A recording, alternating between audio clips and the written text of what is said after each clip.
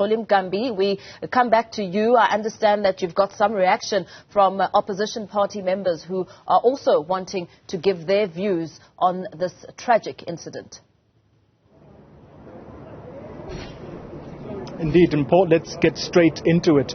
A very good afternoon to you once again. With me now is the leader of the Democratic Alliance in Gauteng, Solly Msimanga, and with him are the councillors from his party that work in the Johannesburg Council. Let me start with you, Mr. Msimanga. And a conversation has just been had in studio with Belinda Rivers. This is someone who is part of the, I think, Property Owners and Managers Association. She's clear. The City of Johannesburg does nothing. Who must take responsibility for this? Which, by the way, the minister in the presidency has just revealed to us that this was a heritage site. This is a heritage site, part of the not so happy side of history. This used to be where the Dompasses used to be processed, this building here. So that's what it is. So it's a heritage site, first of all. Second of all, this is a building that is currently under the Johannesburg Property Company.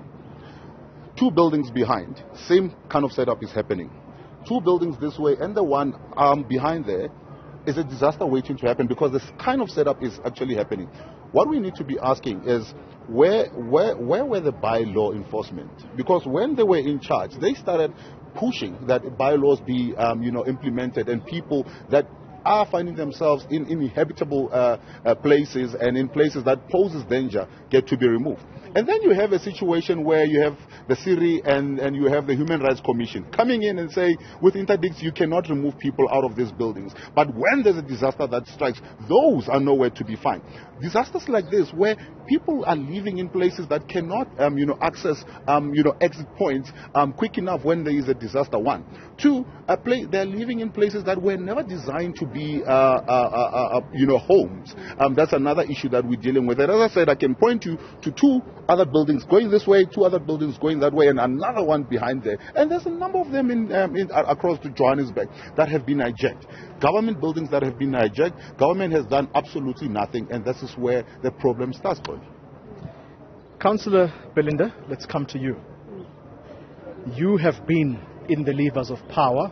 Of course, coalition governments come and go, as we have learned. At the time that you were in charge, and possibly even now that you're in opposition benches, do you know of an inspectorate? These are people who are inspectors who come around and inspect such buildings. Does something like that exist in the City of Johannesburg? Yes, it does. In fact, I'm the former MMC of development planning. Some of these buildings, we had integrated operations, which would include building inspectors, environmental health inspectors.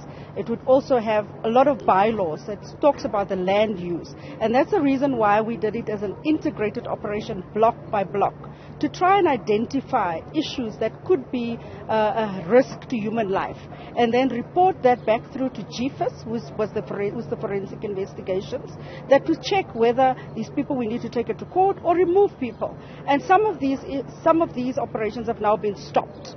I mean, earlier today, I've asked the city manager, why do you stop the integrated operations? Because it's easy then for departments to identify if there are structural concerns, if there are environmental issues. Do people need to be removed? Is it a fire hazard? How easy can people get out of the building? It happened fortnightly when we were in government in this CBD with economic development, JMPD and everybody. They stopped it. And we asked those questions, and we even asked those questions to the Speaker this morning when she was here and to the City Manager. Councillor, you're going to have to remind me of your name. I apologize for that. Councillor Andermarais. Who takes responsibility now? Who must take responsibility for what has happened here? Because what I'm sensing is that already there's a lot of blame shifting. There was an NGO that leased this. That NGO left in 2017 from some of the people that rented that building. Tell us, who must take responsibility? Well, ultimately, final responsibility for this building rests with the current owner, which is Johannesburg Property Company. So the Johannesburg Property Company is responsible for the maintenance of the building, ensuring that it's in a safe and secure condition. But I should point out that the use which has been made of this building is actually illegal. It's not a residential building, it's actually a commercial building. It was government offices. So there's another problem there, which is with the Development Planning Department, because the Development Planning Department is meant to ensure that only uses which are legal are uses which buildings are put to in the city. And it has clearly failed in this respect, as we can see by the unfortunate circumstances which have unfolded. So the principal responsibility rests with the city and its particular entities. There are other problems as well. We all are familiar with the fact that there's been a huge influx of people to the city and to Gauteng in general, and that there's insufficient provision for housing to accommodate all the extra people who have come into the city looking for economic opportunities. So there's also a failing at national and provincial level, because national and provincial level are responsible for the provision of housing. The city is only an implementing agent. It isn't responsible for housing as such. So some of the responsibility also lies with national and provincial government, particularly with the Department of Human Settlements. Let me thank you very much for your time. Perhaps you will have the last word, Mr. Msimanga, because what we are told as well by people who have been living in that property is that as late as yesterday, rent was being collected.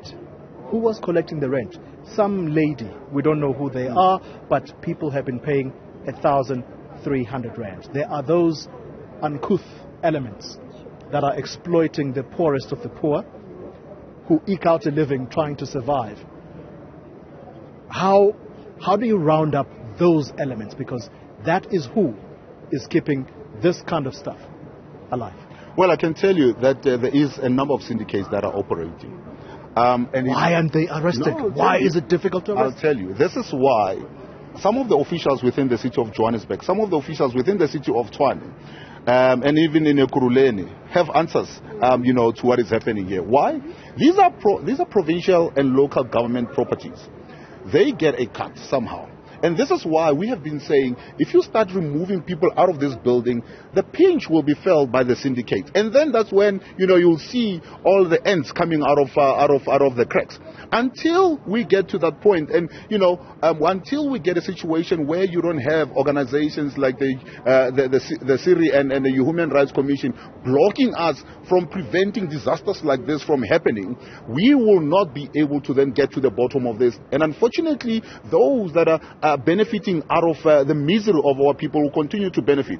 And therefore, we need to make sure that bylaws are implemented and actually then put on the ground without any kind of shame or guilt and interference, and then we'll get to the bottom of what's happening. I think more and more, as we close this conversation, more and more, the blame, in part, yes, it's apportioned to national, provincial.